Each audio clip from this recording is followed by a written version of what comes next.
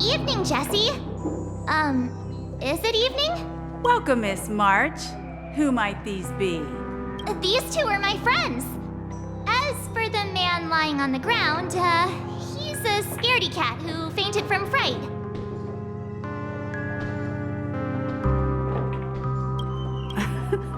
I see. Another poor guy who accidentally ended up here. I'll take care of him. There have been a lot of new faces lately. Things must be tough in the beautiful dream. The few remaining havens of freedom in Asdana will soon face trouble. Do such things often happen here? Not really, but they're becoming more frequent now. Guess it's one of the signs of the Sweet Dreams collapse. This man has had quite the shock. Could you help me find a Halovian lady, March? Her songs can heal mental wounds. A Halovian lady? That must be Robin. She's also here in Dreamflux Reef. Huh? Robin? But I thought she... Oh, right. If Firefly is here safe and sound, then it means Robin must be okay too. Misha is about to take us to her to find out what happened. But before that, let's meet up with Himiko. You were with her earlier, right? We met some stowaways in the residential area. Most of them came from neighboring star systems. I heard that places like Dreamflux Reef are scattered throughout the memory zone of Asdana, like islands in the ocean. They existed before the family arrived. I also heard that when Dreamflux Reef took shape, it was the center of all dreamscapes in Penacony. If that's true, it's no wonder there are so many similarities between this place and the Sweet Dream. Himiko must be gathering information. Let's hurry up and get going.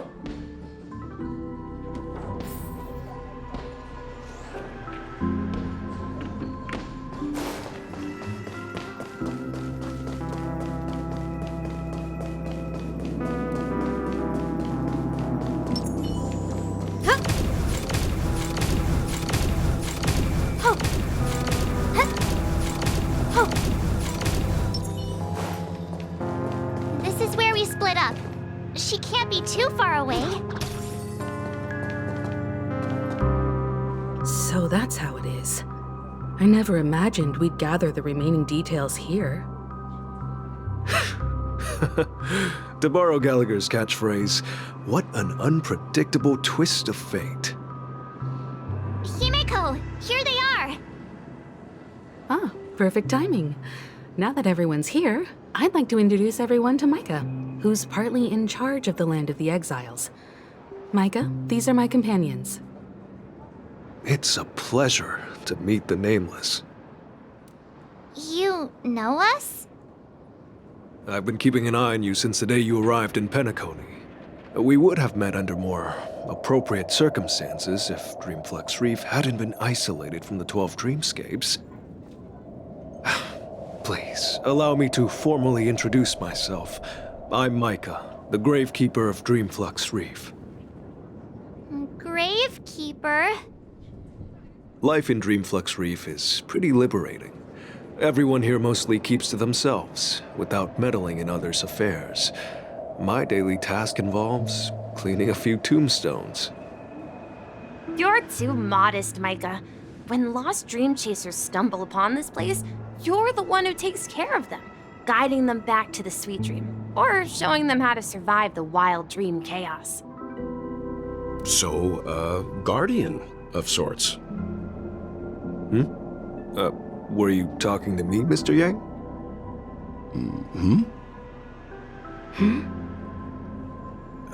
On that note, Mr. Mika, which tombstones are you referring to? We didn't come across any graveyard when we arrived. They're actually just symbolic stones. But since you're curious, Mr. Yang, I'll take you there. I have a feeling you might find something of interest there. But before that, you have an important guest joining you. An important guest? Who could it be? This way, please.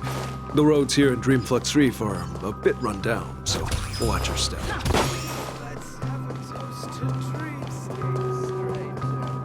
I remember when this place was...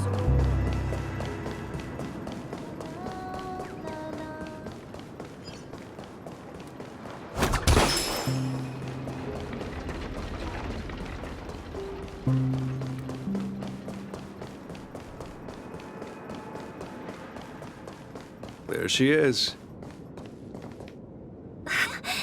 Everyone sang so wonderfully. It's not often that I tried this music style, but I've gained some valuable insights from it. Oh, I can't thank you enough, Robin. Well, these kids have made incredible progress in only a few days. It was nothing, Grace. I merely taught them how to sing. It was you who brought hope into their lives. Life must be quite difficult for them in reality, I imagine.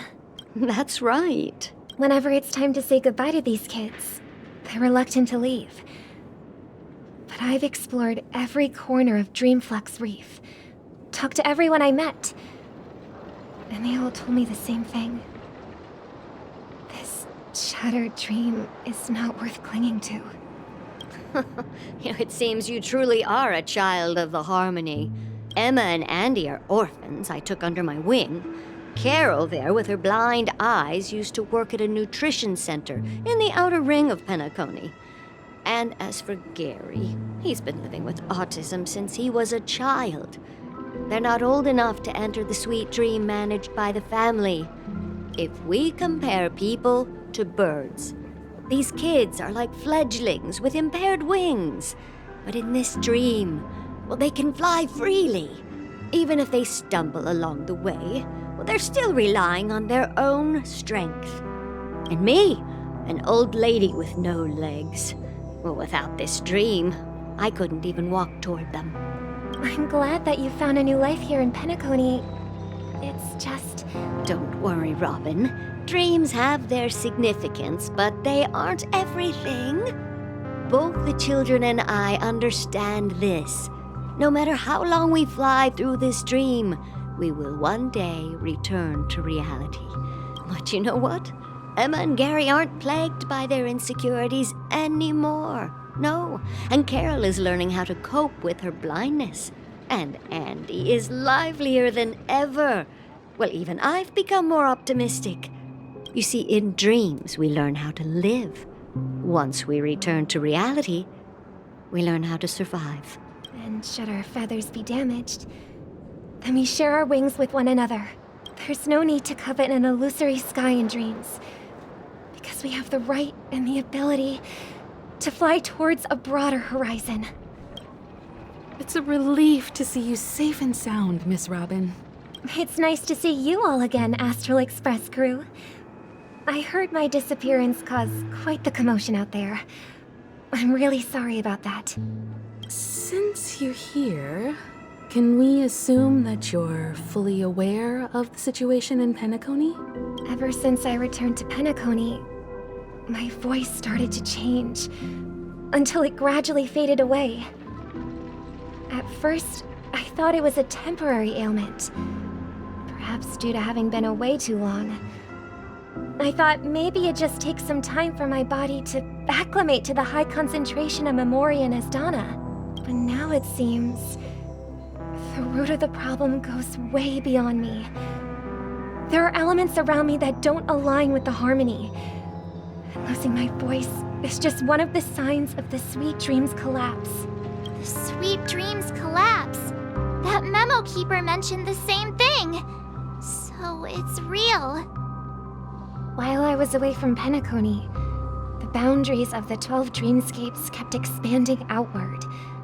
But whenever I mentioned the anomalies in the dream, all the family heads refused to talk about it. Only my brother was willing to respond. Later, I discovered the secret letters from the IPC ambassador, which further convinced me that there are hidden secrets beneath the surface of Penacony. So, following the clues in the Oak family's dossiers, I found my way here.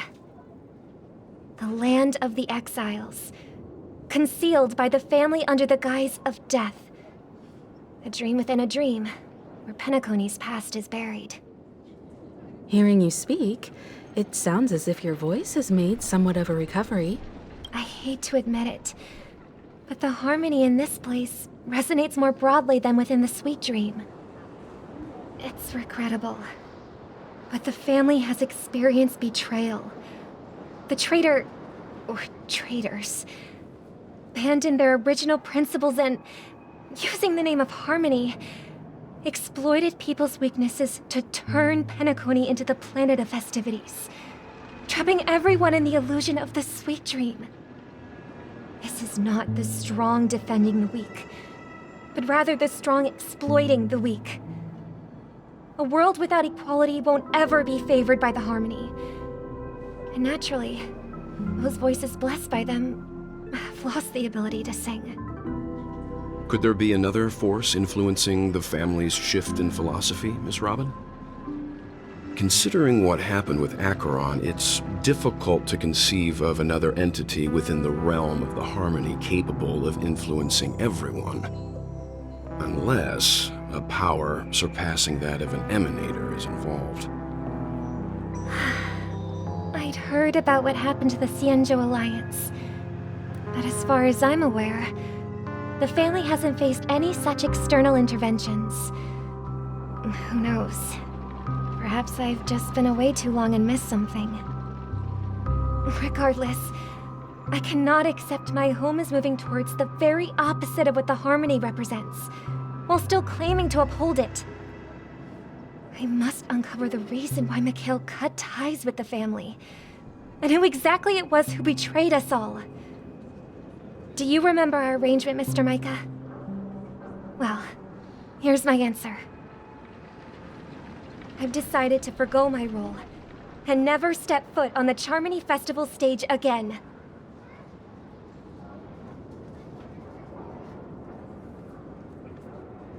Look here, brother. A little bird. Looks like a fledgling Charmony dove. But Charmony doves don't live here. So how did this little bird get here? Maybe its parents abandoned it? It looks weak and frail. Why don't we find something soft and make a nest for it? This place is too dangerous for a fledgling. Let's take it with us. We can put it on the wooden shelf in front of your window. Okay. A bird like that must have a beautiful singing voice. But where will it live? I'll ask the family head to build a cage for it. A cage? But then it won't have the freedom to fly, right? Let's see. What is it that has captured the attention of the two best interpreters of the Great One? To the point that they've forgotten how to enjoy their dessert. Oh, poor little thing. Doesn't look like it's doing well. Do you want to rescue it? I do. But I don't want to lock it up in a cage. Why? Even if it's small and not fully feathered and can't sing, it didn't come into this world just to be locked up in a cage.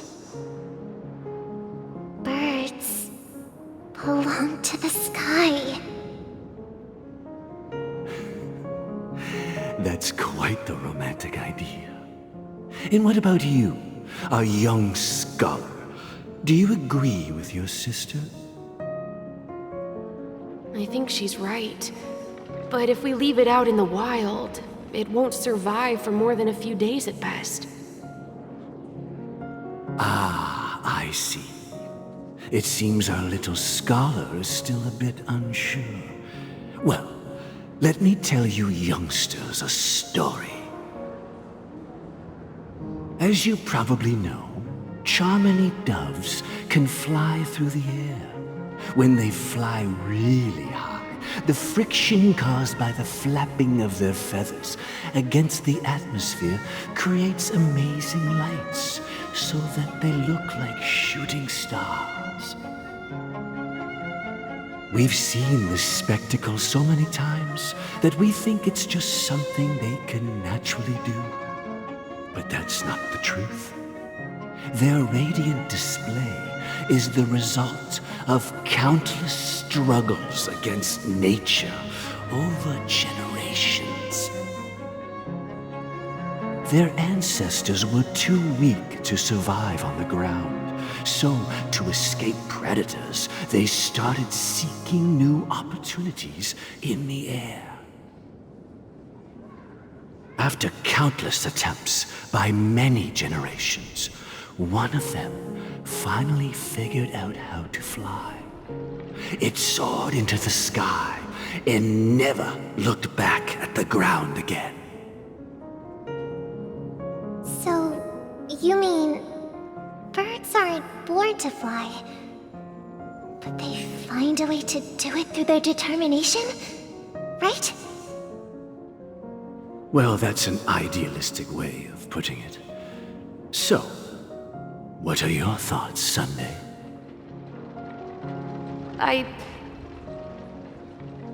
I think people believe birds are meant to fly because they've never seen those birds crashing to their death. That's an interesting perspective. So, have you decided what to do with the bird now? For now, I'll keep it in a cage until it can take care of itself because I want it to live, no matter what. Well said, kids. It seems each of you has found your own answer. Your insights are truly remarkable. And I hope they come true in their own way. We will take good care of it, won't we, brother? Yeah, but Mr. Gopherwood, there's one thing I don't quite understand. And what might that be, my son? What if this little Charmony dove never learns to fly in the end? I mean, if there are fledglings in this world that can never fly throughout their lives, should we let them go back to the sky, only to see them crash to the ground and die? Talking in your sleep, Birdie? Time to wake up.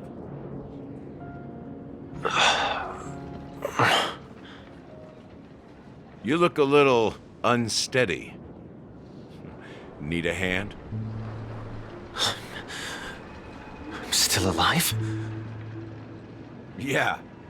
Happy about that. Where is Robin? Tell me. Now. I knew that was going to be the first thing you'd ask. Don't worry, your sister is here, safe and sound. She's probably walking around the streets now. If I were you, I'd be more worried about myself. After all, right in front of you is the guy who just stabbed you in the chest with a dagger. If you wanted to kill me, you wouldn't give me the chance to speak. Just tell me your demands, lackey of the Watchmaker. So, you figured out who I am, huh? No wonder you had the guts to go against the Dream Master and the Four Families. Looks like I made the right choice. Choice? You are aware of my plan and see through my fictionology. Time is running out, so let's drop the charades. I'm suggesting we cooperate. Cooperate? What makes you think I'd cooperate with you? The fact that the famous Robin has chosen my side. Plus, some clues about a traitor and a bright future for Penacony. Any of that catch your interest? I find it hard to believe a man who's full of deception. Fine, you don't have to trust me. What you should trust is the sense of justice inside of you. Show me Robin first. All right, as you wish. Here she is. Huh? What's your trick this time? Just kidding. I mean, this lady will lead us to Robin, right? And the crew, too. There are too many people who you owe an explanation. That'd be great. Please follow me, Honorable Oak family head. Now, all the actors are on the stage.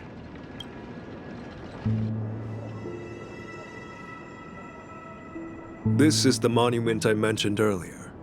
The names inscribed on it should be familiar to all of you. Rosalina and Tiernan. When Penacony was known as a frontier prison, it was the Trailblazers who connected it with the stars. They were the heroes who saved Asdana, and their names deserve to be immortalized, not just on this small stone tablet, but in the annals of history for all of time. However, today, the planet of festivities is nothing but sweet dreams. That heavy piece of history is all a distant memory, just like that prison. If their names are inscribed here, then that means... According to Micah, they died long ago. Rosalina was killed during the War of Independence. She ventured alone into the heart of the star system to investigate the flow of Memoria, but she never returned. Tiernan was a skilled gunslinger, strong and reliable. He led the people through countless battles, but he didn't live long enough to witness the arrival of true peace. In the decade following the war, Penacony faced challenges internal and external. To protect Asdana, Tiernan picked up the way of the Trailblaze again, and led the Letmoth family to explore beyond the system, only to be surrounded and wiped out by the swarm. Though I had expected as much, the tales of these heroes truly are sorrowful. True to the title of Trailblazer, they spent their lives venturing into the unknown. But what about this tablet? There are no names carved on it. When Dreamflux Reef was created, its owner was still alive. However, he insisted on erecting a monument for himself, saying that it will happen someday. Here we meet again. Everyone from the Astral Express. Robin.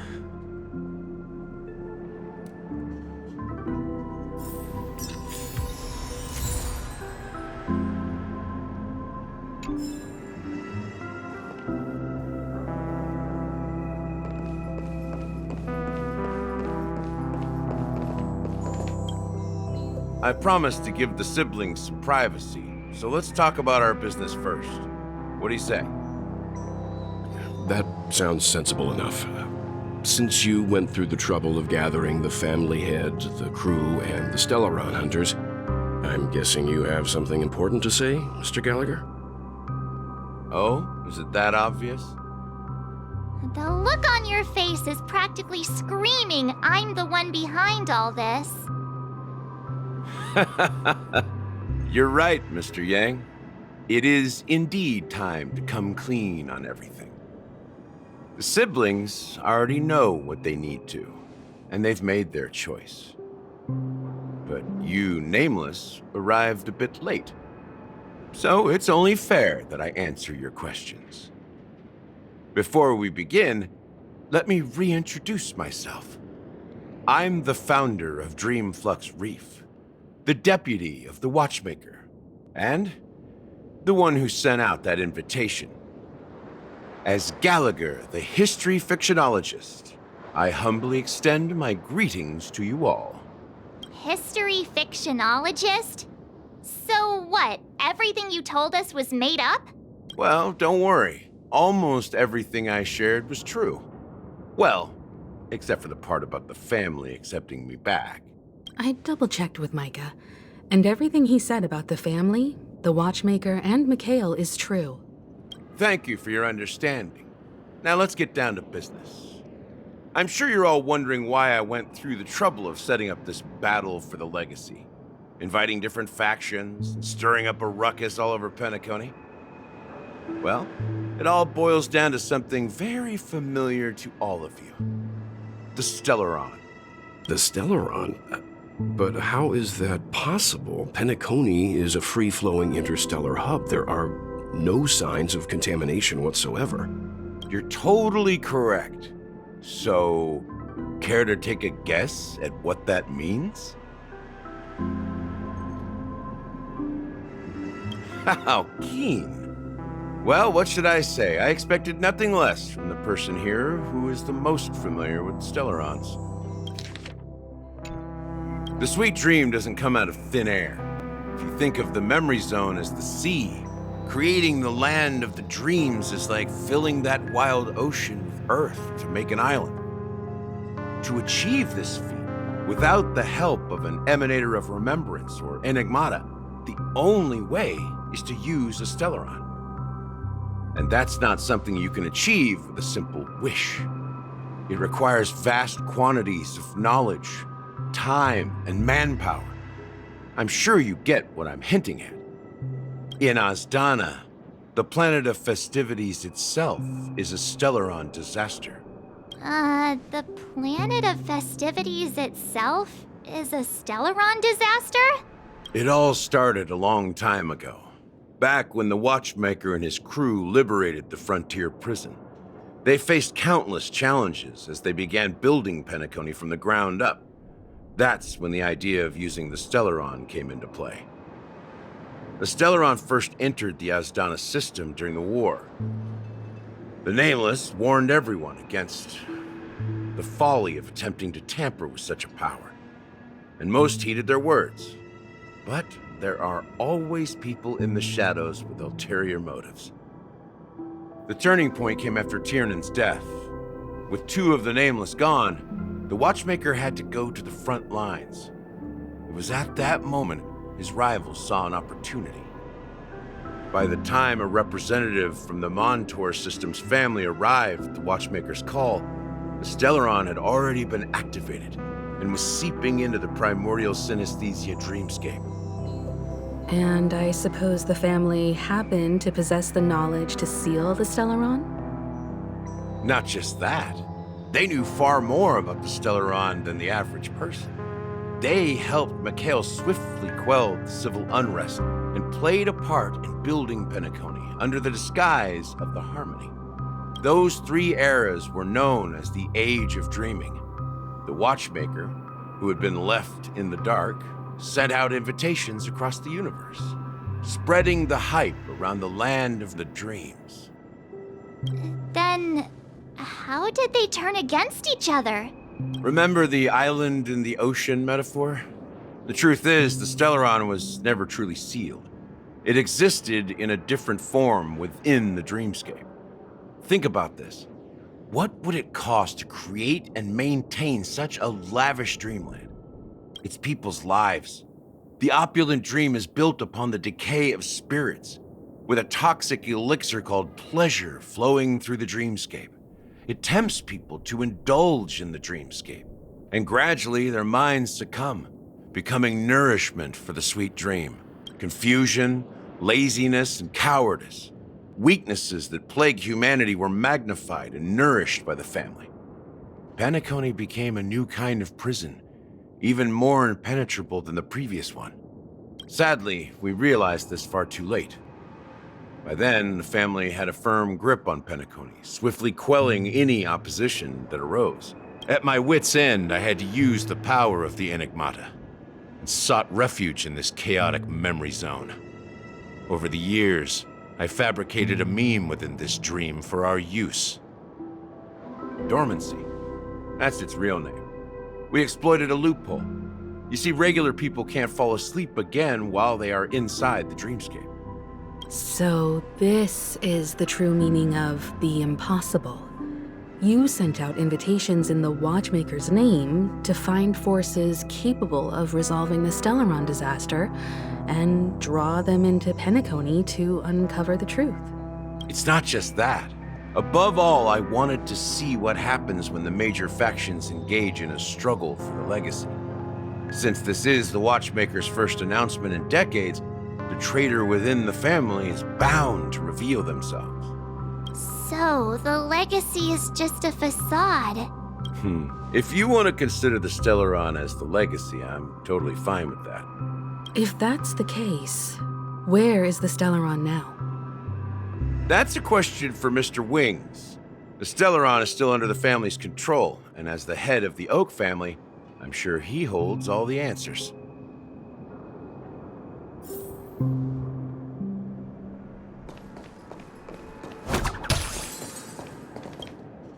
Are you done talking? So, will you tell us where the Stellaron is? It is the Penacony Grand Theater itself. As I suspected, it's the embodiment of the family.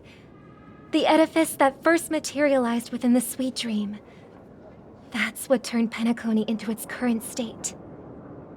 As for the person who employed its power, it is in fact Mr. Gopherwood, the current Dream Master. Well, that was easier than I thought. Did you conduct your own investigation already? Correct. When I was trying to track down the person who murdered my sister, apart from you, Gopherwood was my second suspect. Confronting me first turned out to be a smart move on your part. I didn't have other options. The Dream Master has been elusive, and even the heads of the families can hardly get an audience with him. Moreover, Mr. Gopherwood has been kind to my sister and me. And I didn't want it all to end like this. What do you mean by that? To be honest, my brother and I are also victims of the cancer of all worlds. We grew up as orphans, and were adopted by the family when they came to help. Mr. Gopherwood recognized our potential and brought us to Penacony. But I can't just stand by and watch Mr. Gopherwood become an enemy of the Harmony. I won't use my voice to support an evil cause. I won't step on that stage and sing, no matter who the traitor is, or what orders they give me. I won't let the Charmony Festival become an event that destroys Harmony itself, or the paradise in our dreams. Indeed. For the paradise in our dreams. As the head of the Oak family, I'm responsible for ensuring Penacony's promising future. Robin and I will head into the Sweet Dream and confront the Dream Master. And if it turns out that the family has truly strayed from the Harmony, I'll fight alongside you. We'll put the Charmony Festival on hold and make sure Mr. Gopherwood pays for his blood debt.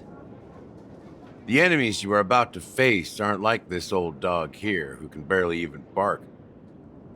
Since our interests are aligned, why don't we team up? Maybe, just maybe, we'll have a shot at success. We have always been following in the footsteps of our nameless predecessors, and there's no reason to stop now. Yeah, we Nameless won't back down from a challenge. Isn't that right, Miss Trailblazer?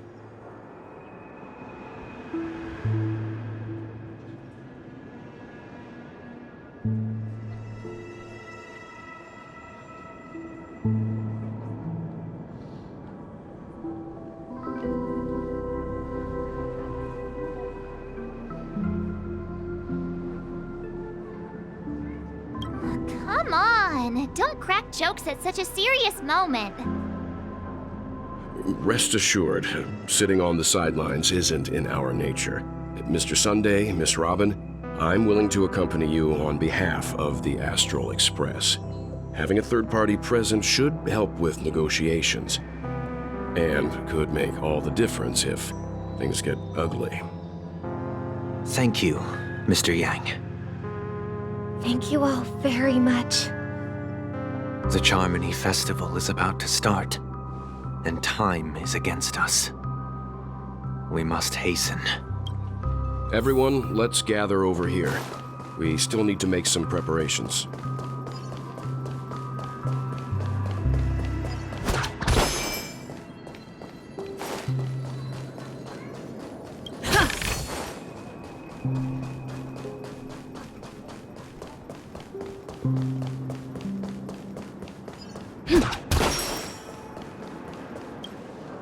I may have been quick to step up to the plate, but confronting the Dream Master could be a very dangerous affair. Huh?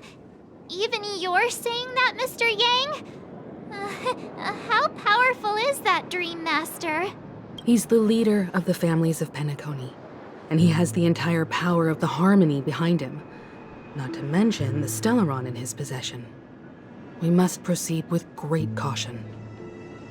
Maybe you can just stay behind this time, Mr. Yang? No, that won't do. Even if we count Robin as an ally, something felt off about Mr. Sunday just now. Although, I can't quite put my finger on it.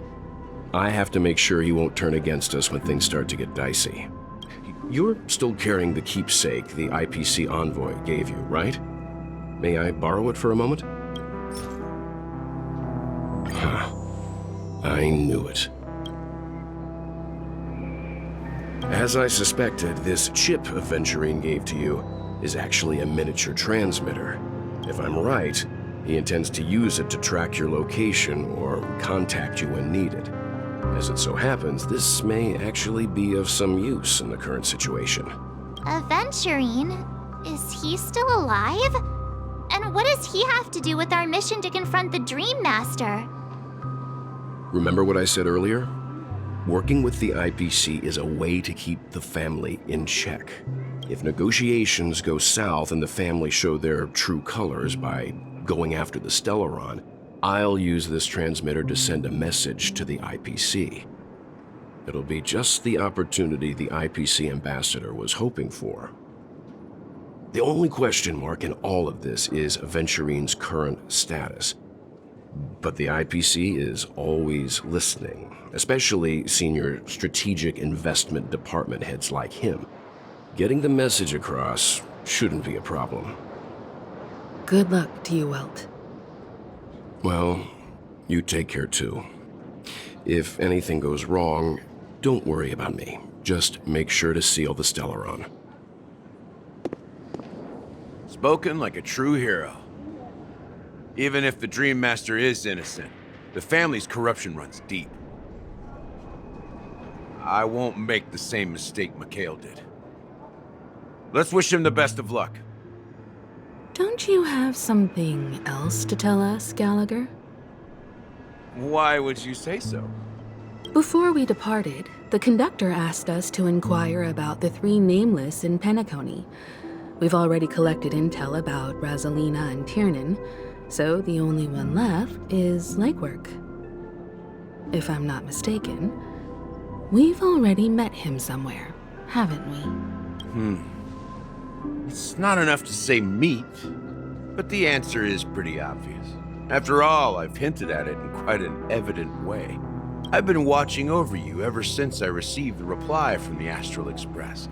And I've seen the great effort you all put into linking different realms together across the cosmos. And now, after getting this far all in one piece, you have truly proven yourselves.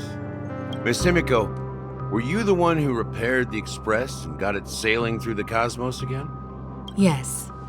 And you two, young Nameless, you have very interesting life stories and extraordinary skills.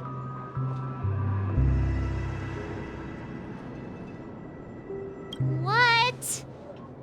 Hey, you can't just make up titles like that. You're full of energy. Please send my regards to the conductor, Pom Pom. Please let them know that their friend has fond memories of his time aboard the Express, which he reminisces on every time he has a good drink.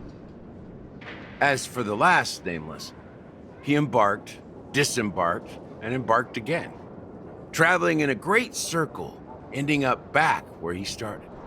On his deathbed, he told me to find the Astral Express and deliver an invitation to the future Nameless. He left behind a special gift, a true legacy.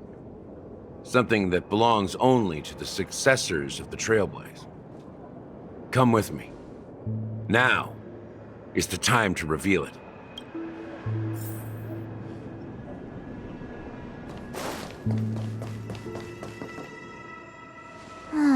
Back here again. Sometimes I feel like you're still alive, old friend. Like you've still got so much to say and do.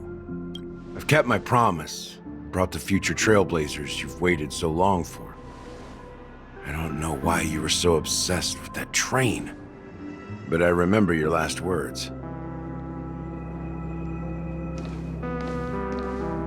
Don't let us down, old man.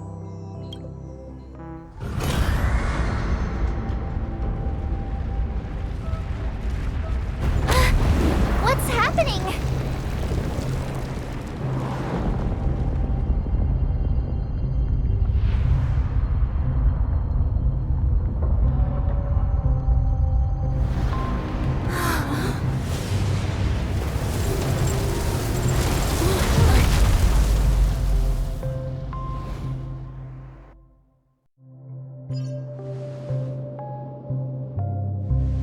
Go ahead.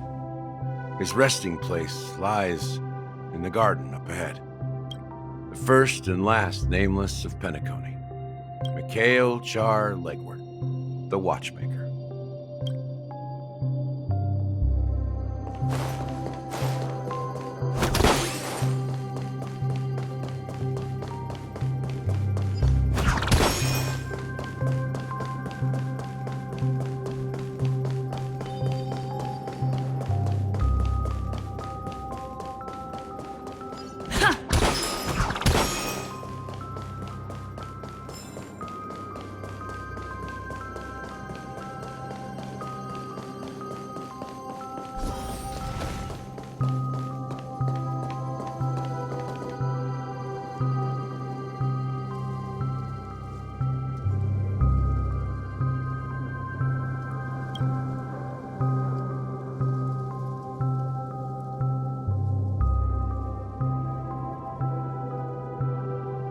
Sure enough, the Watchmaker is the third nameless.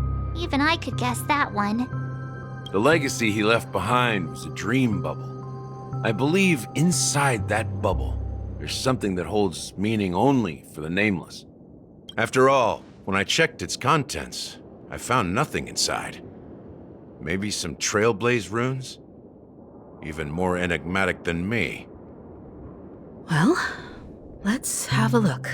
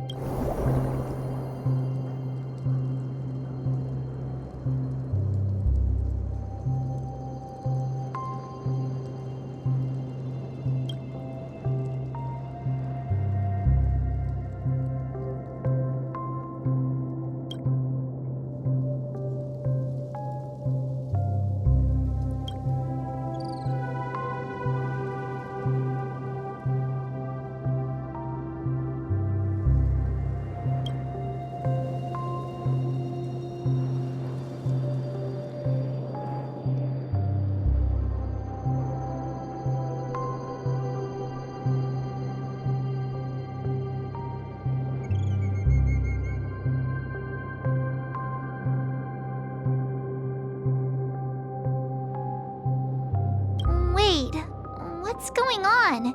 Seriously? There's nothing inside this dream bubble? How could a dream bubble be empty? Just as I suspected. That old man always had this strange belief in the nameless and the Trailblaze. And I never understood where he got that confidence from. Especially since he never managed to get in touch with the Express while he was alive. I could never figure out what was going on in that old man's head.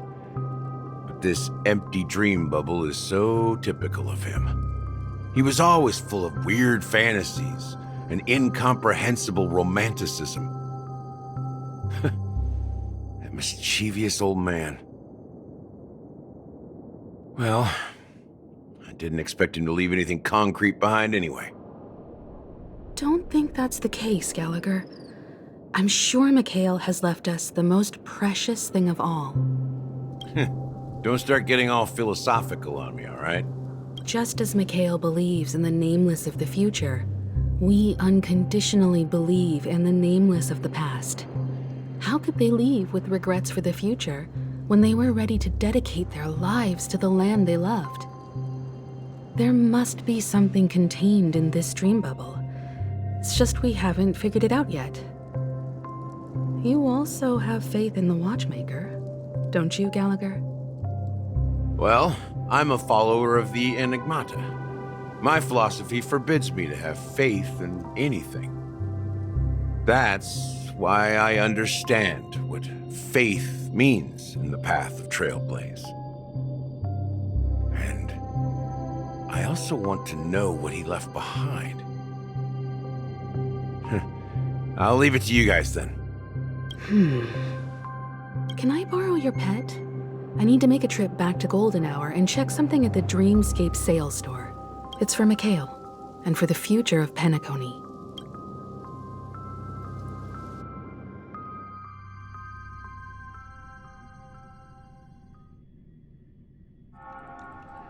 Welcome to the Reverie Hotel. How may I help you? Greetings. We're the Nameless from the Astral Express, and we'd like to check in. The Astral Express? But I thought... Yes, my companion's already checked in. My name is Dan Hung, and I believe my personal information is recorded in your system.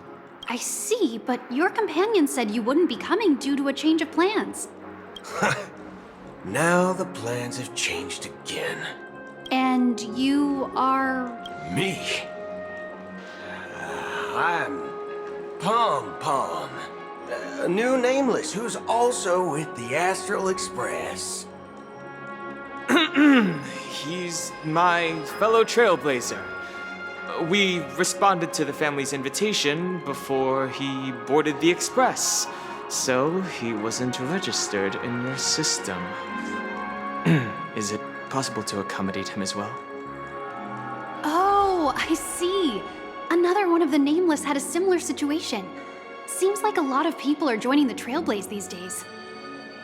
Since there's a precedent, it shouldn't be a problem. Just give me a second to contact your companions. I'm sorry, dear guests, but it seems I'm unable to reach the other members of the Astral Express. What do you mean by unable to reach them? My apologies. This is the first time I've encountered a situation like this. However, the system indicates that those guests are still in the dreamscape.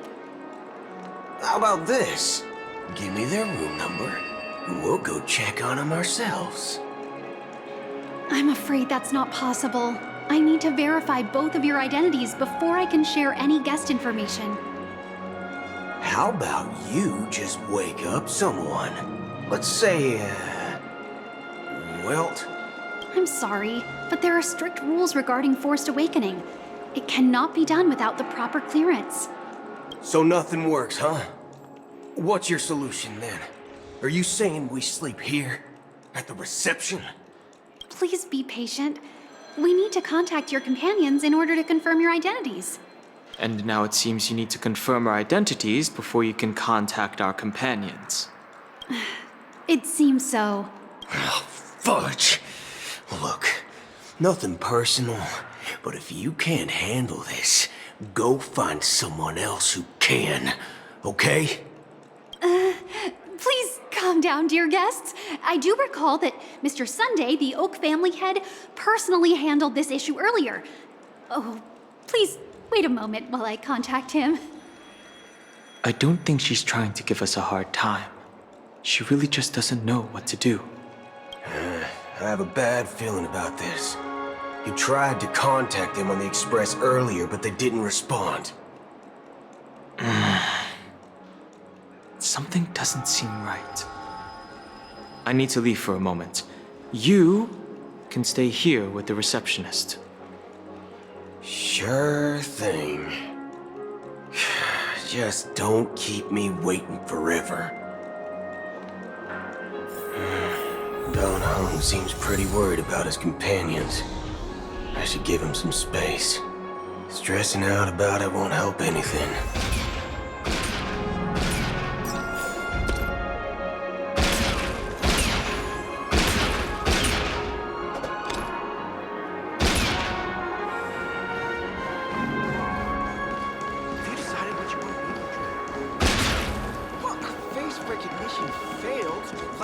robot. Room rates.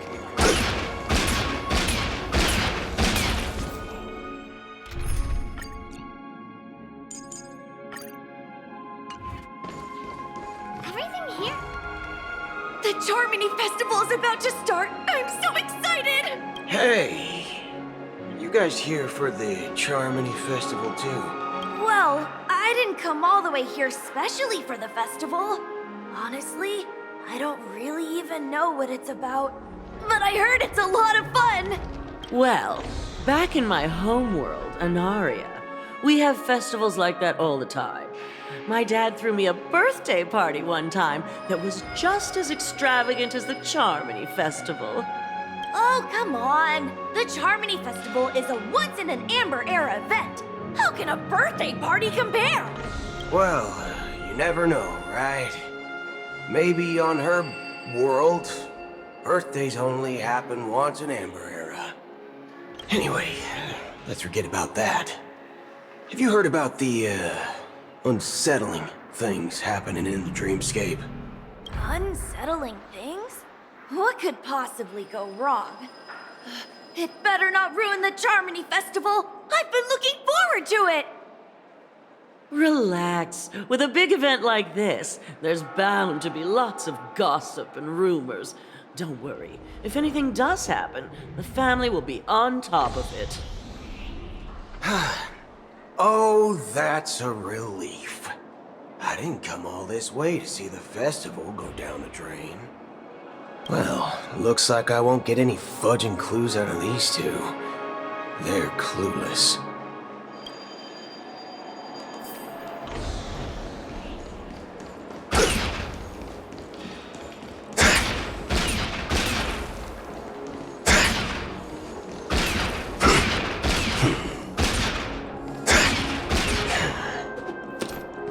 Face recognition failed, lousy robot.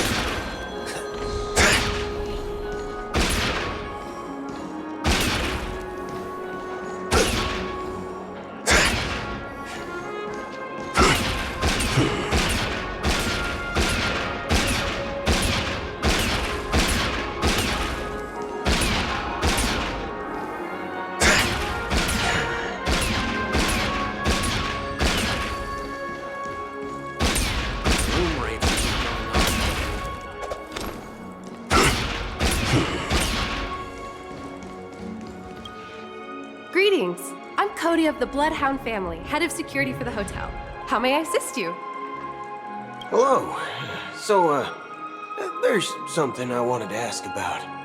I've been hearing some unsettling rumors about certain incidents that might affect the Charmony Festival. Do you think there's anything to be worried about? I've traveled all the way from the Hayaii Federation, and I don't want my trip to be ruined. What do you mean? Wait, you haven't heard? I'm not sure where you heard those rumors, but they're completely baseless. I can assure you, as a representative of the Bloodhound family, that everything is going smoothly for the Charmony Festival. At present, all of the families are focused on making sure the festival starts on time. Even the Dream Master himself has arrived. So don't worry, your trip won't be in vain. That's a relief to hear. She doesn't appear to be acting. So, it seems that even the hotel staff are out of the loop.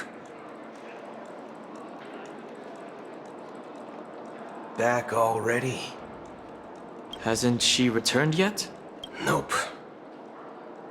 I'm starting to wonder. Sending her to contact Sunday was a good idea. Neither the staff nor the guests seem to know anything about what's happening in the dreamscape, and wherever we go, all we see is people enjoying themselves. Definitely not a good sign. I agree. Another unusual thing is that the Oak family is supposed to be in charge of organizing the council and managing everything inside and outside the dreamscape. However, I walked around the hotel, but didn't meet a single member of the Oak family. on such an important day. Well, I'll be forked. If I remember correctly, the head of the Oak family is that Sunday guy, right? We shouldn't linger here too long. Let's go back to the Express for now. Not so fast. Have you ever robbed the... Are you suggesting we sit here and do nothing? I wouldn't say do nothing. But let's stay put for now. Even if the family has ulterior motives, they couldn't have anticipated us showing up here. We're the surprise factor for them. They don't want to attract unwanted attention from certain outsiders, so they won't do anything reckless. See? The IPC lackeys are keeping a close eye on this hotel. If I were a family member, I'd find an official excuse and keep the surprise factors here. If we just wait here, that would be like walking into their trap. Of course, we don't need to walk into their trap. I gave a backup plan to the memo keeper. If it turns out we won't be allowed to enter the dreamscape, she'll order a drink for me in the VIP lounge at the hotel. In reality... A secret signal. That's right.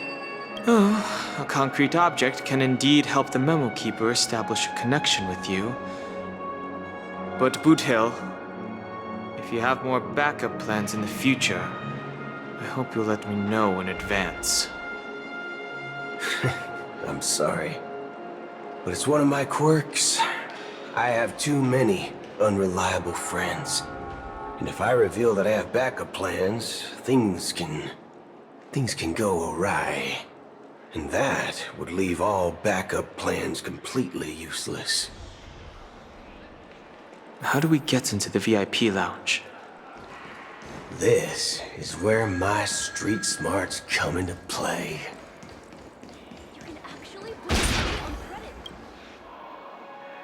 You're the lobby manager, right? Yes, I am. How may I assist you? We're the Nameless from the Astral Express. We wanted to check in, but there's something wrong with your system. The lady at the front desk said she would contact the manager, but now she's nowhere to be found. Now, we've been waiting here forever, without any food or water. What the fork, man? Is this how the family treats its guests? Is this your idea of street smarts? Starting an altercation? It's called standing up for your rights. I apologize for the inconvenience. Please wait while we try to contact Mr. Sunday. I'll arrange 2 premium seats in the VIP lounge so you can rest there while you wait. See? Just like that. Just don't call yourself Nameless next time. Wow, this bar's something else. Certainly worthy of the planet of festivities.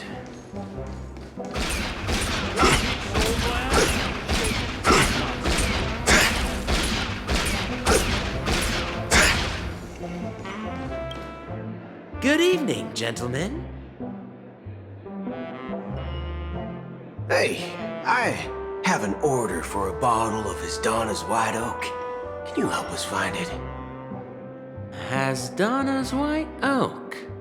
I think there might be a misunderstanding. We don't serve that here. Oh, no way. Are you sure you're not mistaken?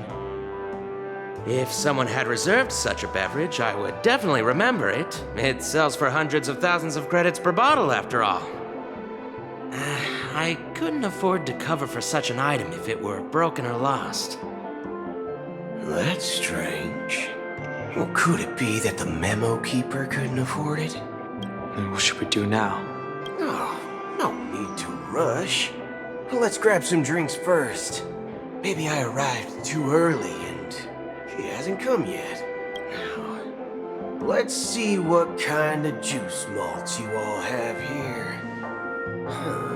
Well, give me a glass of Heenum Valley, 40 years. I'll have it neat. No ice. Wow, that's the most expensive one on the list. You have a taste for the finer things. It's on the house, anyway. What can I get for you? Anything you recommend is fine. Then I would recommend today's special, Glass Village. It's classic Soul Glad mixed with Laboom juice. It's refreshing and suits your cool demeanor. Just 1 minute. Ah, this flavor. Dynamite barbecue with rocket fuel. Ooh, it really hits the spot.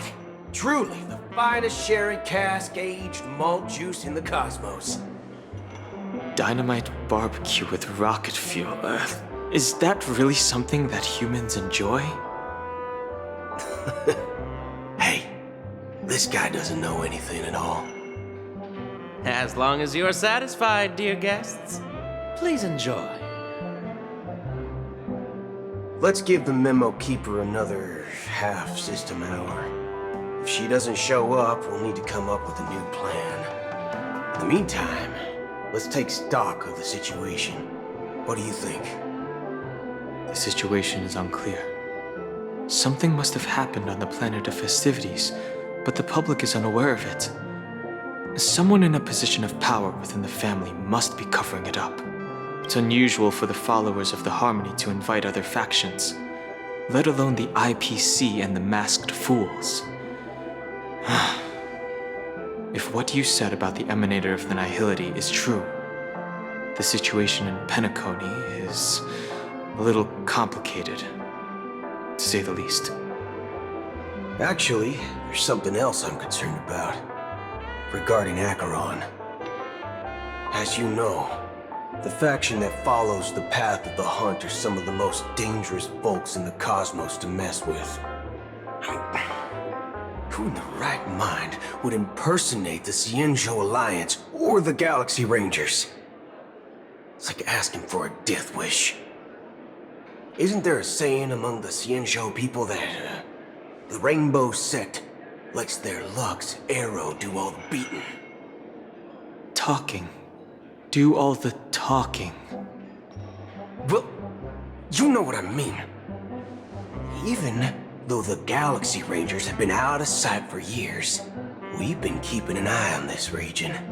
Even the dumbest criminals know better than to mess with the Annihilation Gang, much less the Rangers. But that Acheron lady, she doesn't seem like a lunatic at all. On the contrary, she's highly logical and organized. She knows exactly when to hold back and when to strike without mercy. And you believe that someone like her would have an ulterior motive for impersonating a Galaxy Ranger? I'm not entirely sure, but I do have my suspicions.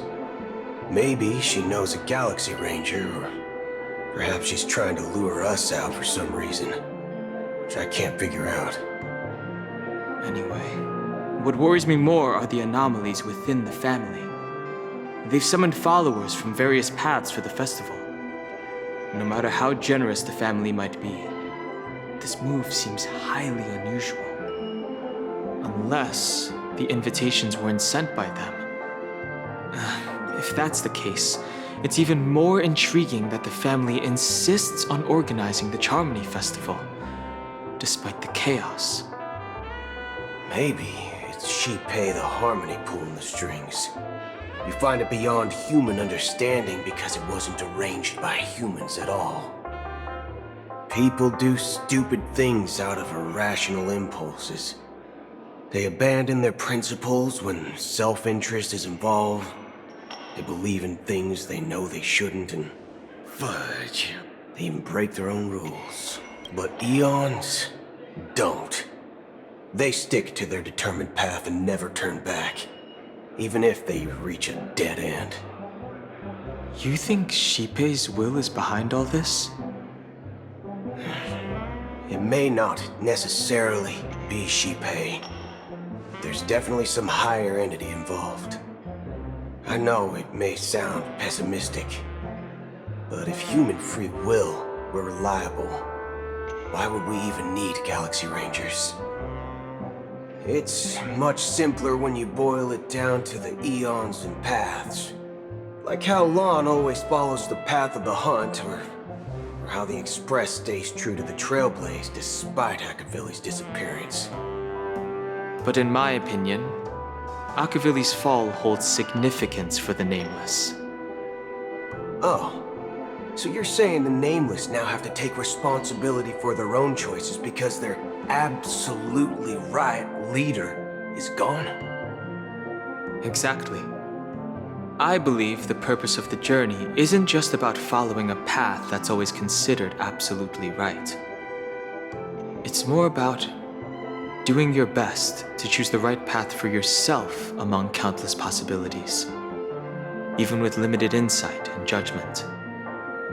I don't know what you've been through, but I agree that people must take responsibility for their choices, because no one else can do it for them. That's why the Galaxy Rangers need to uncover the imposter and figure out her true intentions.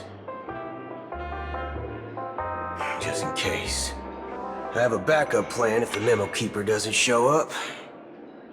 This is my final backup plan. I promise. You sure have a lot of cards up your sleeve. Well, going back to my old career would make things a lot easier. By the way, when you were walking around the hotel, did you happen to see any important-looking guests? What's your plan? It's simple. We just grab some hostages and use them as bargaining chips with the family. Or maybe we can even take their identities. No need for that. We'll return to the Express now. Wait. Are you getting scared? Draw your weapon. Let's make a big scene. Are you leaving, esteemed guests? Would you like to cancel that Asdonis White Oak you just ordered? Huh? Asdonis White Oak? But didn't you just say... Ha ha. Looks like you are a bit intoxicated, esteemed guests. You ordered a bottle of Asdonis White Oak just a moment ago. Looks like your Memo Keeper friend has finally arrived. Oh, right. Sorry, my memory's not the best. You know, too many modifications and all. Anyway, let me check. Well, fork me. It says Donna's White Oak, all right. And there's a note. I'll be waiting for you on the Astral Express. No mistake, that's her message to you. She knew the hotel wasn't safe, so she suggested we find another place. Well, looks like we took a detour, but now it's back to the Astral Express. So, what are we waiting for? Let's go.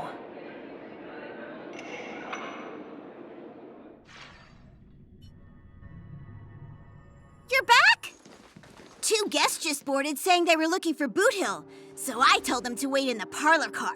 Oh, just in time. Two guests? She's one of them. Look, we welcome all passengers on the Astral Express, but sneaking in like that? You have no regard for etiquette. My apologies, conductor. It was an oversight on my part.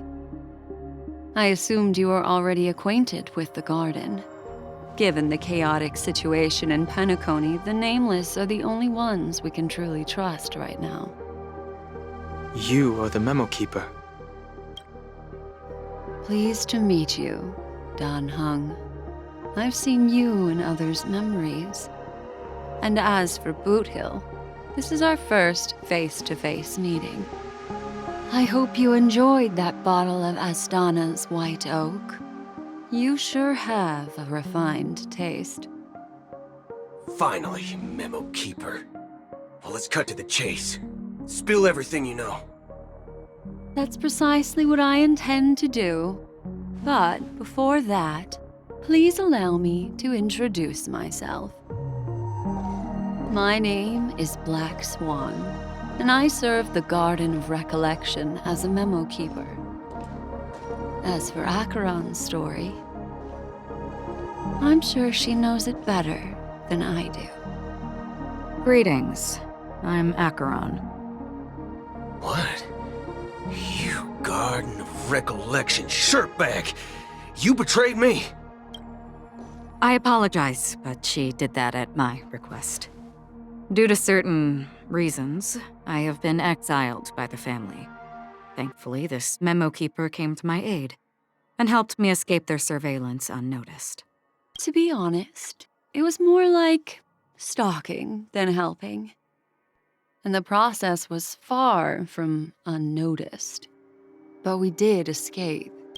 I asked her to guide me to a place beyond the family's reach and to contact a few trustworthy individuals, namely all of you. Trustworthy? Son of a nice lady. You think I'm dumb or something? How about this? I'll put a few bullet holes in your head and see what secrets spill out. Then, we can talk about trust. It doesn't have to be like that. I'm willing to answer all your questions, but not right now. If my cover hadn't been blown, we might have had more time, but at the moment, we don't have any other options. No other options? What do you mean? This is the only way I can ensure everyone's safety.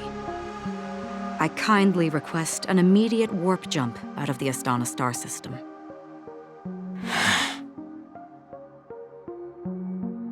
This passenger is requesting...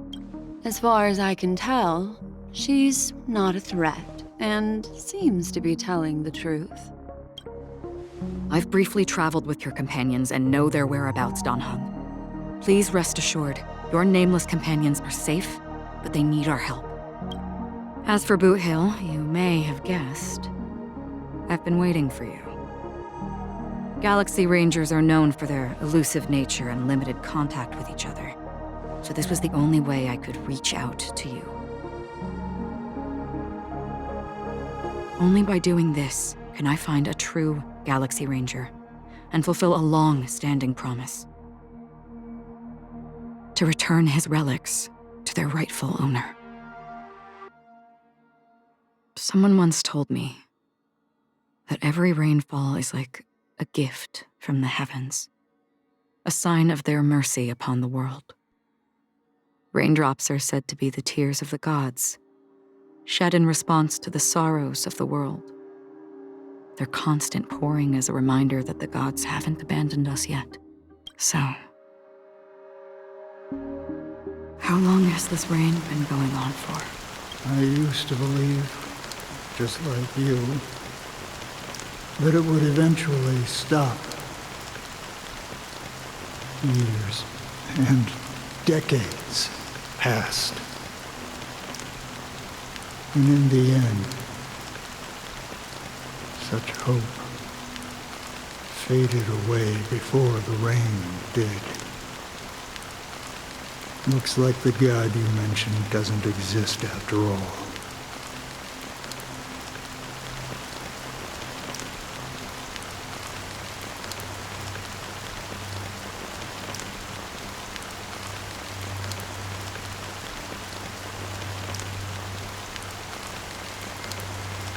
Well, let me share a story with you. Mortals who walk the paths are like sailors on a vast ocean, leaving behind a trail that creates countless ripples of possibilities. These ripples last longer than the fleeting lifetimes of humans. And for some, Their presence leaves such a strong mark that it's reflected in the waves. Like those shadows on the ocean. Sin-thirsters, the obsessions of the Pathstriders, they emerge from the depths of IX, seeing themselves as masters of their own destiny, unknowingly repeated the actions of their past lives. They emerge from the nihility and head toward it, leading purposeless lives.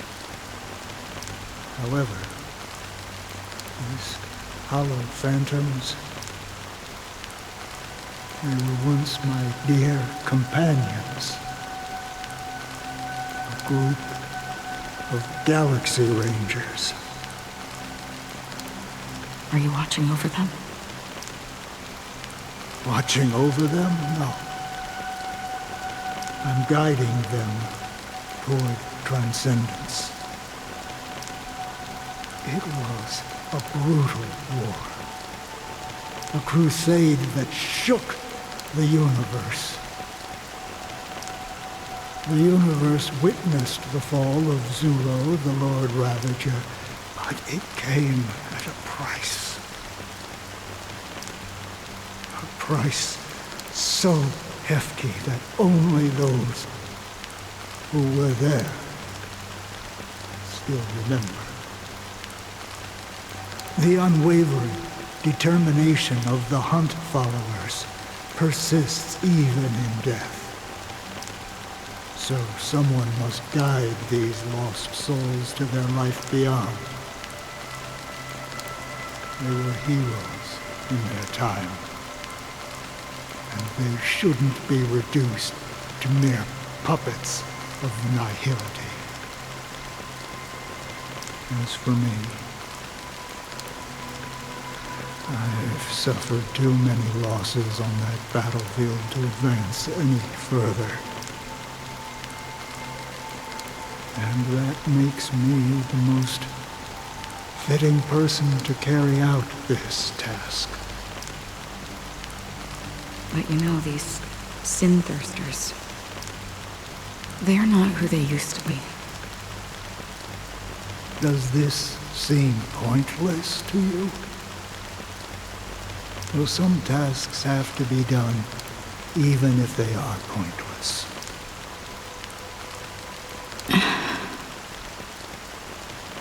I can help you. For what? For the meaning of the nihility. That's what I've been seeking. I see. After all, this realm is off limits to ordinary souls, right? Thank you, stranger. I wish that you find what you seek. Before we part ways, I have one more question. It is true that their actions and even their entire lives may seem pointless from our perspective. But if, and it's just an if this is what the departed ones expected, should we try to change it? A good question, and a profound one. I don't know the answer. What I do know is that one day I too will pass away. I hope that when that day comes, someone will stand at my grave and place a bouquet of flowers.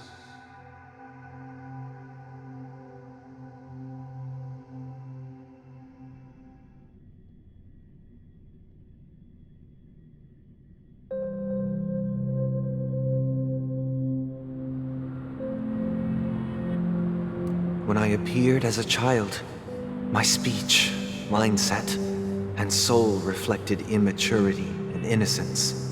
As I grew into adulthood, I left behind my childlike side.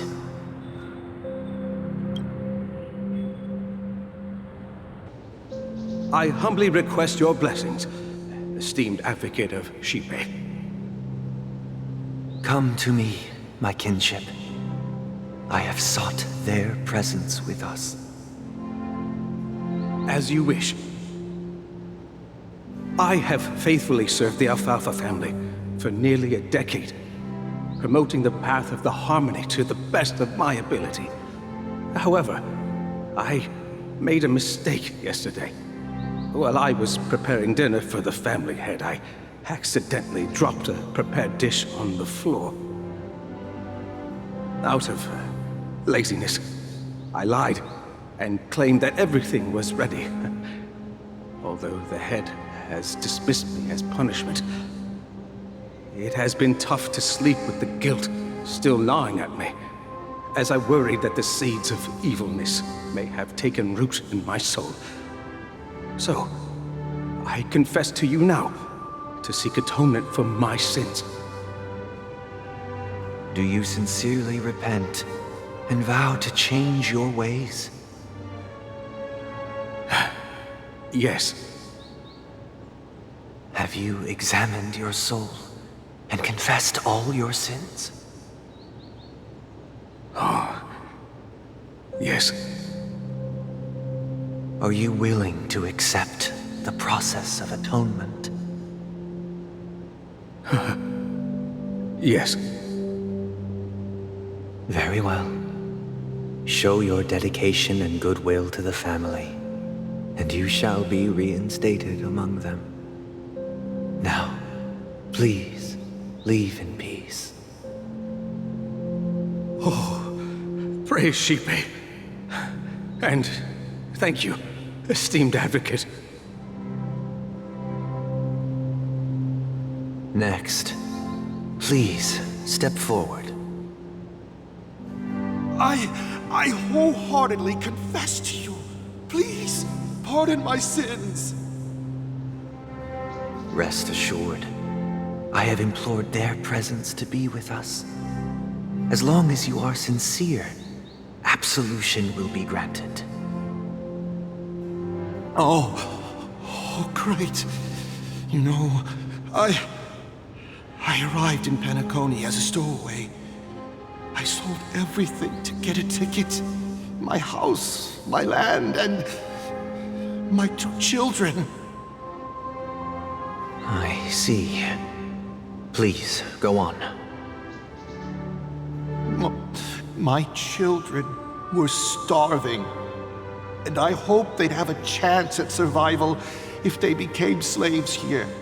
If I can strike it rich here, I'll lift them out of that situation and give them the life they deserve. But the Bloodhound family got wind of it. They're on my tail, hunting me down. I thought I could bring my kids here. It was all my fault. All my fault. The family is ready to forgive all sinners. I'll ask the Bloodhound family to cease their pursuit. You don't need to live in fear anymore. Oh, thank you. Thank you. I'll work my hardest to redeem my children and make them part of the family. Praise the harmony! Next, please step forward. Hey! Long time no see, Mr. Sunday. The most esteemed individual in Penacony, and the next leader of the Oak family, right? I have sought their presence with us. Let us proceed. Sure. Let's just get this over with. I have sinned. Please forgive me. I wasted half a pizza at breakfast, and a bottle of Soul Glad. That's it. Nothing more. Can we wrap this up? I've got a robo-ball game to catch, you know? Do you seek to atone for your sins through good deeds? My sins? Starting to sound like a saint, huh? Well, let me tell you something. Neither the family nor you have the right to judge me. You think nobody knows what your precious family has done? About the watchmaker? Huh? Don't kid yourself, Featherbrain. Those dream chasers might be fooled by your act, but don't fool yourself. Before you start spouting off your holy verses, answer me this. Where does the power of the Oak family come from? And your power? What makes you think you can sit there all high and mighty, looking down on everyone else? Well, I've spent enough time in confession today to enter the Harmony's paradise, right? Then I'll take my leave. Good luck with your election, and, don't make me regret my investments in you.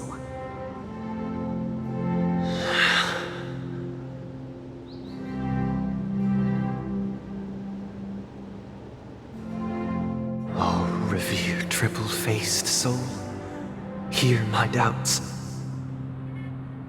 Who can judge the strong when their power hides their crimes? Who can vouch for the weak when they will pay any price to survive? Who can comfort the purest souls when even they get led astray?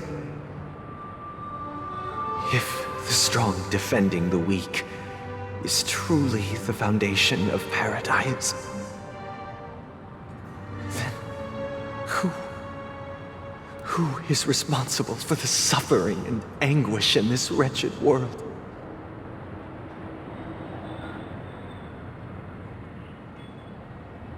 Brother? Brother? Brother, are you all right?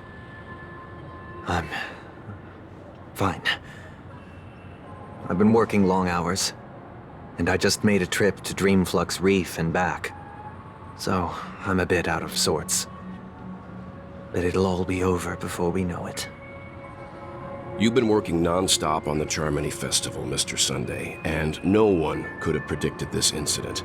Even if the Stellaron does pose a grave threat, I still feel sorry for all the trouble we've caused you.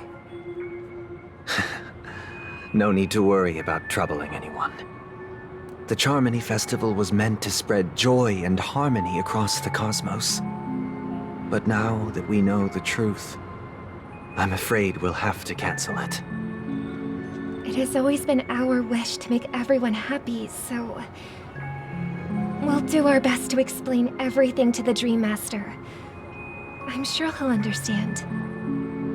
Even if the negotiation does not go smoothly, I'll refuse to go on stage. Without the Chordmaster, the Harmonious Choir would not arrive, and the Charmony Festival would be just a grand performance, and nothing more. I'm relieved to see your determination. You know, since arriving in Penacony, we haven't had any contact with this Dream Master himself. I'd heard of the heads of the 5 major lineages, but the Dream Master is a mystery to me. The Dream Master rarely grants an audience, even for us. But, given the urgency of the situation, he's agreed to meet us in person. Perhaps you'll be the first guest to meet the Dream Master in years, Mr. Yang. Let's hope we can reach a consensus that satisfies everyone. Indeed. Let us hope so. It's about time. We'll have to get ready for the meeting. I apologize for any inconvenience caused by the urgency.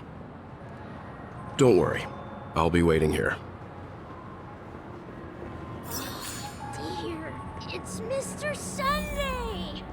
Hey, come over here! Looks like someone needs help. Let's go check it out.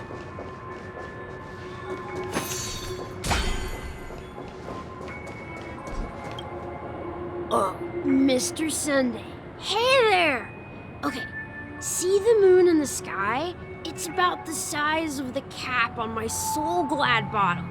If I just reached out my hand, I could grab the moon, couldn't I? The moon? You mean the Grand Theater? Yeah. Look at me. I've been away from home for too long. I must be missing that moon. But it's no big deal. The Grand Theater here looks much better than the moon back home. It's just magnificent. They told me not to sell everything I had just to come to Penacony. How short-sighted. Selling everything you had? Why would you go to such lengths? Why? Can't you see? Life back home is miserable. It's not really living at all. It's better to be here at Penacony. No pain, no worries about tomorrow, just sweet dreams. You can do whatever you want. That's what I call living. Yeah, now this is the life. Is this truly living? Huh? What did you say, young lady? I didn't quite catch that. Oh, it's nothing, sir. You see, the traffic on Glock's Avenue can be dangerous. How about I ask a Bloodhound family member to escort you to Ideen Park over there, so you can continue enjoying your sweet dream? Oh, yeah, that's a great idea. Wow, no wonder you were the leader of this sweet dream. You're totally a lifesaver. See you around, Mr. Sunday, and it was nice chatting with you.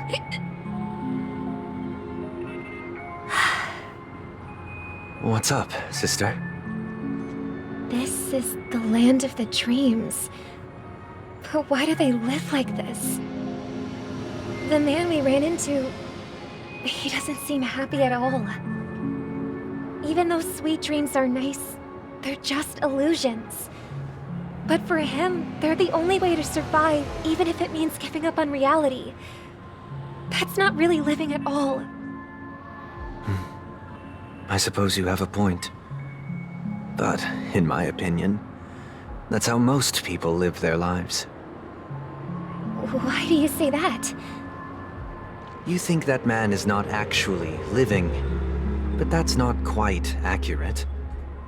Even without Penacony, people create their own illusions called self-value. People believe they have a predetermined value to fulfill. Gaining value means gaining power, and those deemed worthless are seen as the weak. However, value doesn't come out of thin air, and there's a limit to it. To accumulate value, people have to take from others, so the weak get exploited and oppressed. Are you suggesting that this is not how things should be? Exactly. But, ironically, people don't think there's anything wrong with it, because they uphold the illusory notion of self-value, and even the weak believe in it. The survival of the fittest. That's where all the tragedies in the world come from. People come to the sweet dream in Penacony to escape from that reality and find solace. No tragedies exist here, only happiness, although in its nascent form. Isn't that the same paradise we yearn for in our dreams? Perhaps that man is just an exception. Let's not jump to conclusions. We should experience the dreamscape ourselves, just as I did at Dreamflux Reef.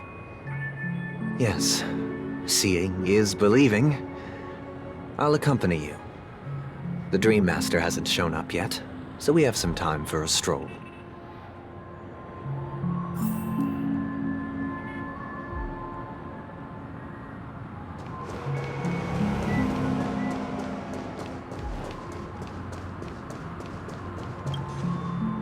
Good to meet you again, Robin.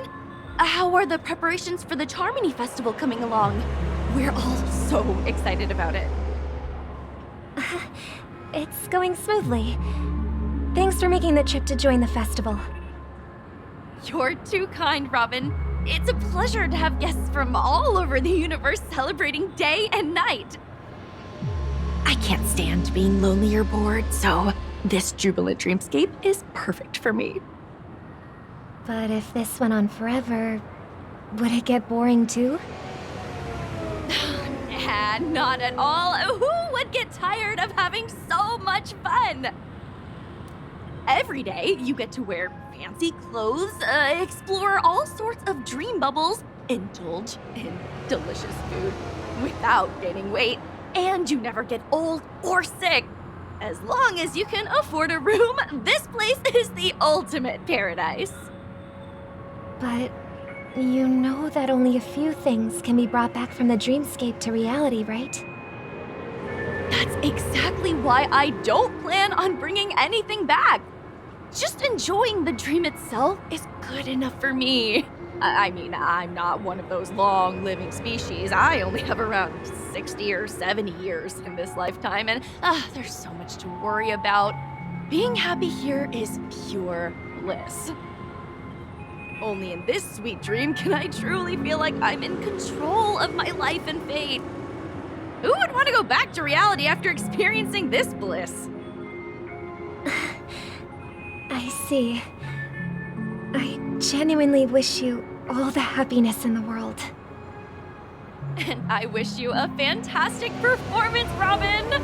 I'm off to the Blue Hour for the ball. See you later.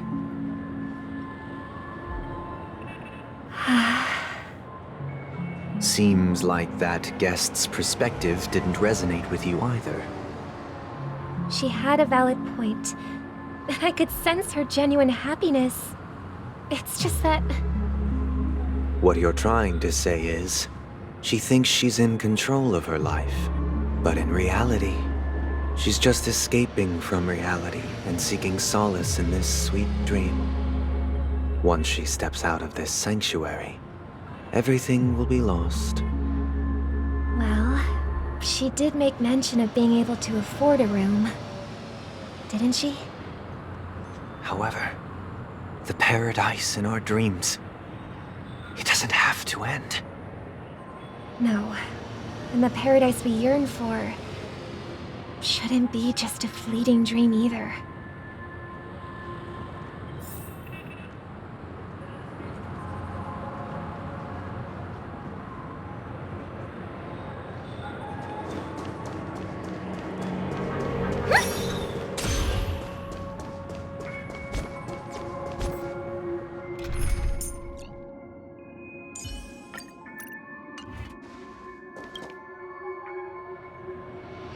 The scenery in this dreamscape is truly breathtaking, isn't it?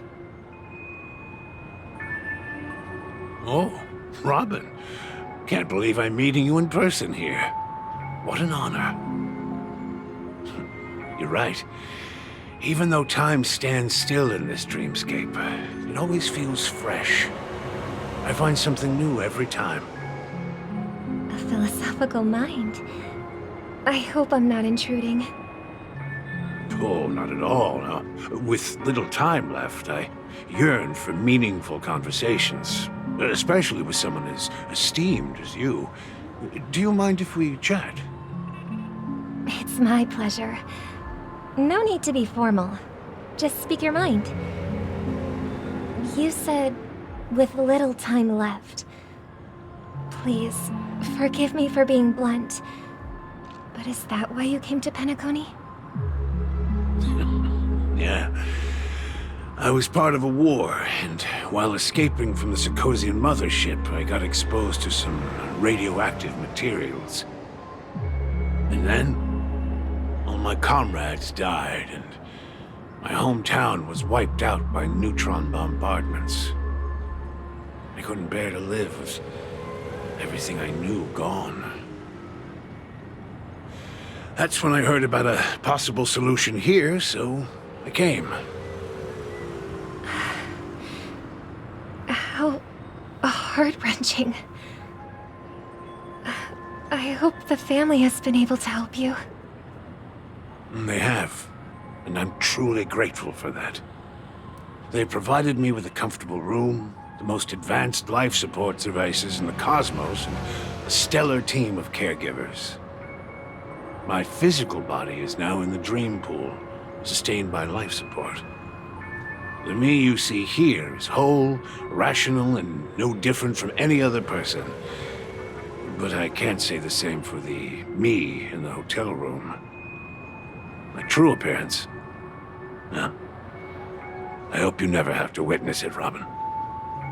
So, you'll be living forever in this dreamscape, right? Just being able to live at all is good enough for me. Whether it's in this dreamscape or not, well, I don't really have much say in the matter. My world has been torn apart, and my life could end any second.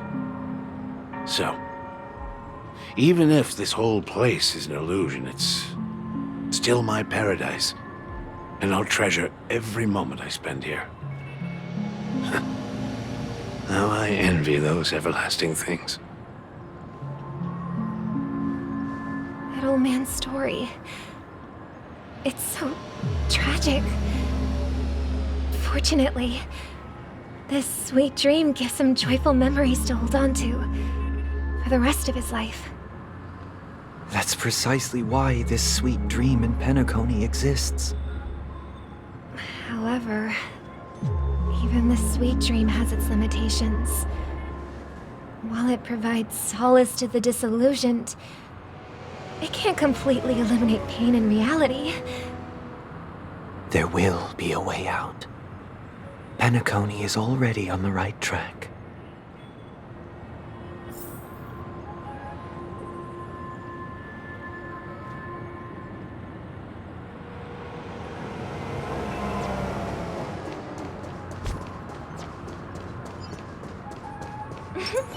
Look what we have here. A lovely young lady. Brother, what a surprise to see you again. Show yourself. Your trick won't work on us. I've heard that a skilled masked fool received an invitation too. That must be you, right? Did you enjoy yourself? Barely. The people here are way too gullible. A little bait is all it takes for them to bite. And they run away at the slightest hint of danger. In other words, they're naive and cowardly. Now that you've had your fill, it'd be wise to leave before it's too late. The music of the harmony doesn't tolerate discord. What? Now that you have the real Robin, I'm useless? Oh, how disheartening. I've done so much for the family. You should be thanking me, because if it weren't for me cleaning up this mess, Penacony would still be in shambles. Don't you think? That was a personal request from the head of the Iris family, and it has nothing to do with us. Step aside and stop causing trouble for the Charmony Festival. The Charmony Festival?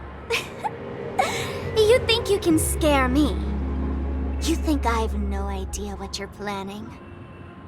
I don't care what you're thinking, chicken wing boy. But I'm pretty sure our lovely Robin won't be appearing on stage. After all, you're well aware of what a sorry state this dreamscape is in under the banner of harmony. Penacony, the land of the dreams. Is this truly the paradise you desire? Stop it.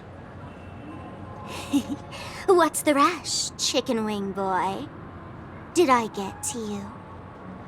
Our paradise is none of your concern, masked fool. Leave now, or the family won't tolerate you anymore. All right. I'll go. But Robin, I suggest you seriously consider this. Do you really believe those living in dreams can escape pain and find true happiness? Well, I've done my part, and now I'm simply waiting for the fireworks to begin. Here, the last 2 gifts for both of you. And don't lose them. If by some unfortunate chance the Charmony Festival starts against all odds, remember to use them during the show. And it'll be thrilling. Bang! I heard a raven cawing in the distance. It seems the Dream Master will arrive soon.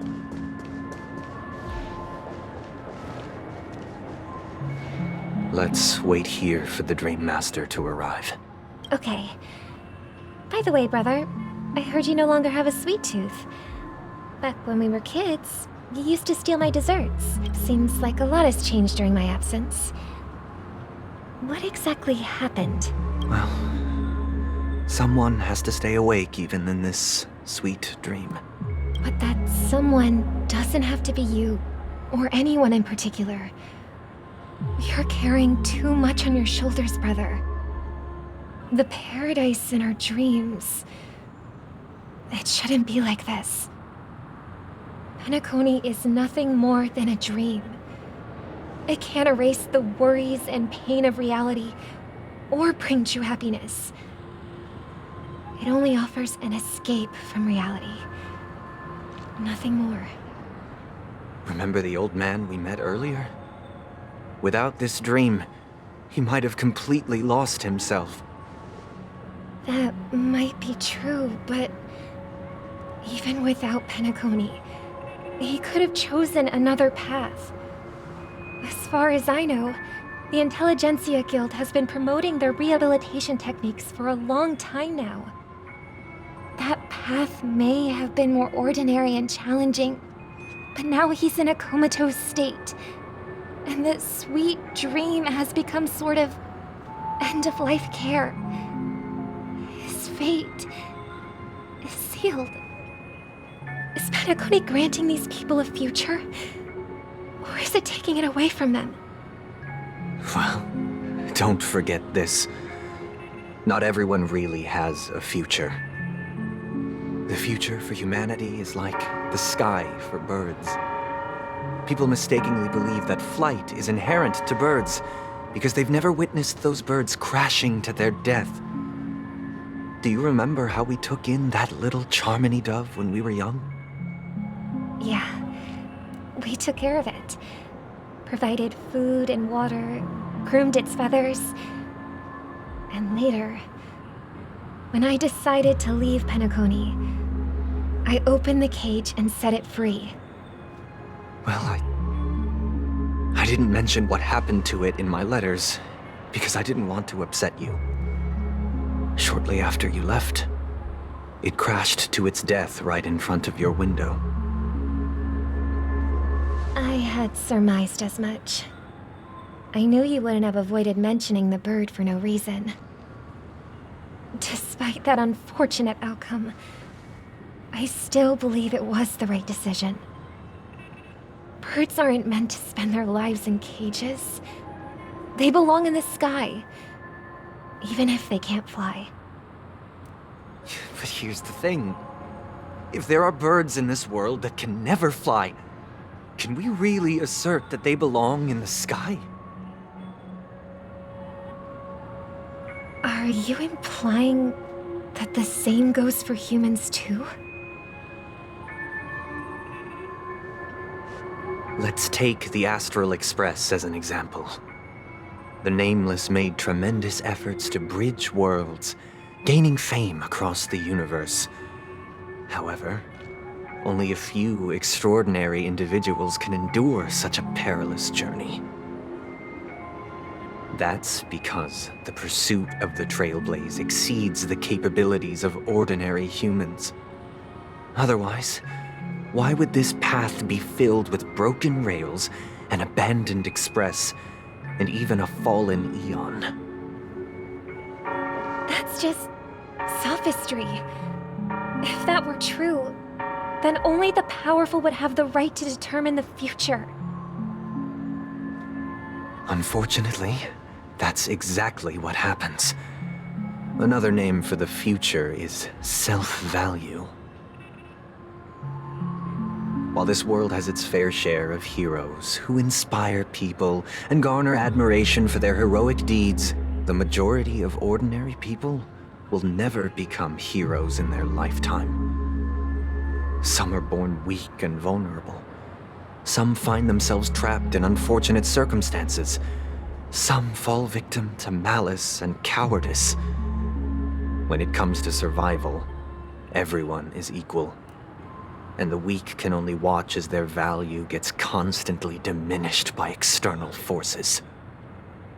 That's why we should care for the weak and support them as if their suffering were our own. That's what the Odes of Harmony have always taught us. While the Harmony holds noble aspirations, the strong will always be strong, and the weak will always be weak. Even in this carefree dream. Human nature contains greatness, but it also harbors inherent weaknesses that can't be eradicated. In the end, if people can't even secure their own survival, they won't care about the illusory future of equality. As long as the law of survival of the fittest prevails, there will always be fledglings crashing to their death. But if people don't live for the future, do they merely exist for survival? If even you, my brother, don't believe that the Harmony will save the weak, then which eon can make our dreams come true?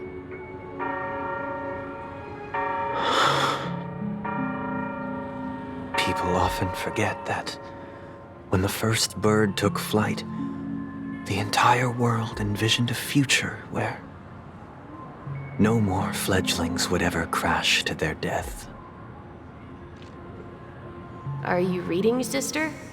What are you reading? Mr. Gopherwood gave me a picture book. It's about the story of the harmonic strings. If I could become a chord master, I'd like to summon Dominicus, the harmonious choir. I want to sing with everyone and spread our wishes so that all can feel happiness and joy. I see. Then, I would summon the harmonious choir too. Don't you have a wish of your own, brother? Of course I do. It's just that it includes your wish and everyone else's. I long for a true paradise where everyone can find peace. Then, let's build a stage there and invite everyone to our performance so that both our wishes come true through the power of the harmonious choir. It's a deal then. Yeah, it's a deal. But how can I become a chord master?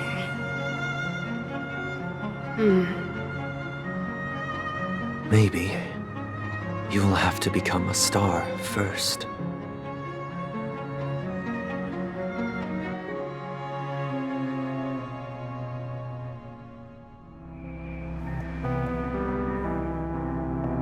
You're back sooner than I thought. Any results? Yes. And now, it's up to us to forge ahead. Since his last will has now been conveyed, my final mission is complete. But pardon me if I sound curt. It's good to have determination. The path Mikhail left for you is not an easy one to tread. Why else would he have chosen to sleep in solitude, staking everything on some nameless in the future? But you have the numbers, and in numbers comes strength. So that might just delay your inevitable a little more. Got any more encouraging words? As I see it, relying on Welt's negotiations alone is far from enough. Regardless of whether the other party will be compliant, negotiating simply allows us to meet them as equals. and won't grant us an upper hand. Penacony is our rival's home turf, and we already have very few chips left to play with. Rather than idly sit around while the family's got us blocked off, an offensive approach might be a wiser course of action. We're more familiar with the Stellaron's properties than most, and since it's the key to stabilizing the sweet dream, it's vital to the family's interests. By attacking their core interests, they're bound to retaliate hastily. And as the saying goes, haste makes waste. That's right. As long as we pose a threat to the Stellaron, either with words or otherwise, we have a chance at gaining the upper hand. But the problem is, on the eve of the Charmony Festival opening, how exactly are we going to get close to the theater? Family security will be airtight, and if we brute force it, even if we succeed, it's too risky. So, no one's gonna say anything? Then I'll raise my hand. I know the answer to this question.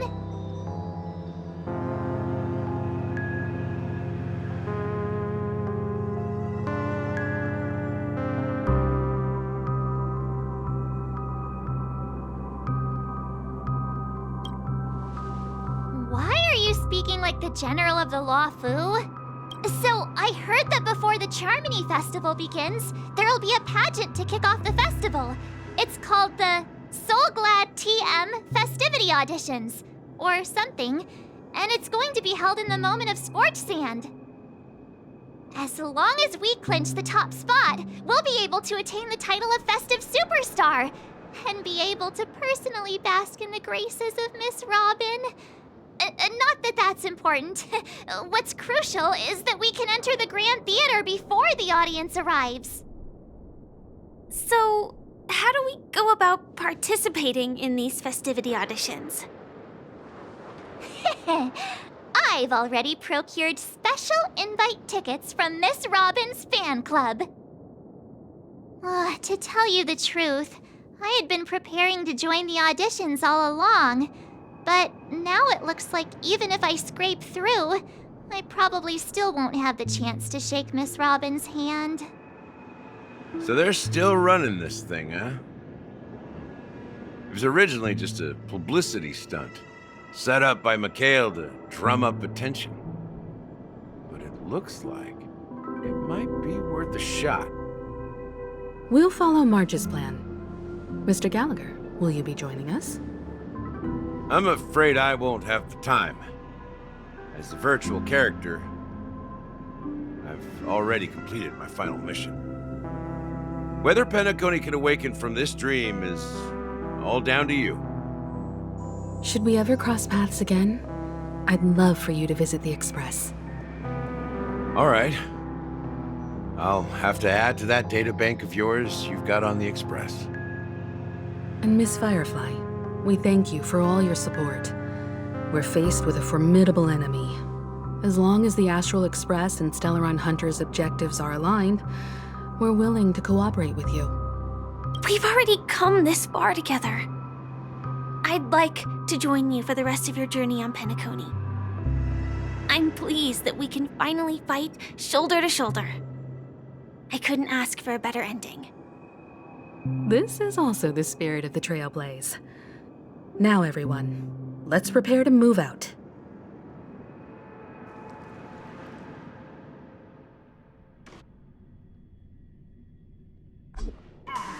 Ladies and gentlemen, if you have ambition, dreams, and the drive to... Oh, wow, they've really outdone themselves.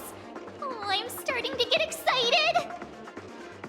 Behold, here come 4 friends with spirit high and full of steel. Are you aspiring to be the superstars of the festival? Is he talking about us? Yes, you!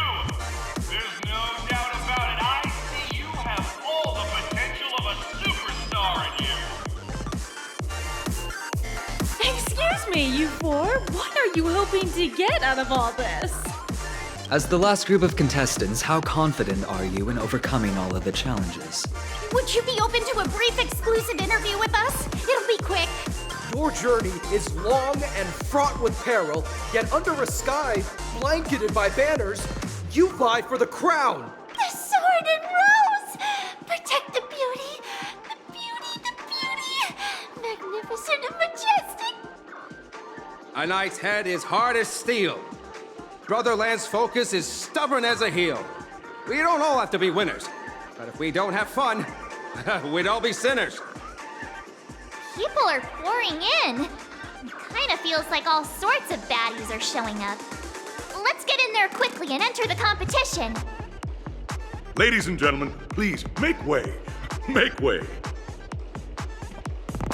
Coming towards us now is one of Penacony's top 10 wealthiest tycoons and the soul-glad business empire's founder, Mr. Dean. Allow me to introduce myself. I'm the director of Soulglad's factory, Dean Leader. My four friends, introduce yourselves to the audience across the cosmos. Hello, everybody. I'm Himiko, a nameless from the Astral Express, and these are my companions. Don't you guys need to hide your identities? Can't hide it anyways. Penacony is plastered with our posters. And because the Astral Express is so well known, the family won't dare to make any rash moves.